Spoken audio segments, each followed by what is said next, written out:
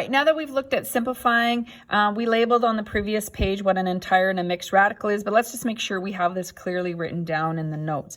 So an entire radical would mean you can have your index number, but everything is under the radical sign, okay? So for example, something like square root of 80. We could have a cube root of 12. I'm picking any numbers here. I could have a fourth root.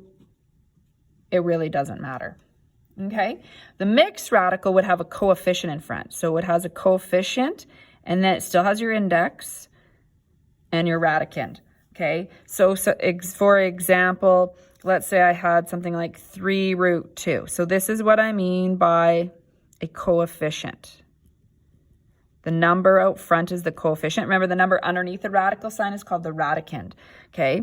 And just so that you're clear, if you have like a cube root, so we've been writing our answers this way when we were simplifying.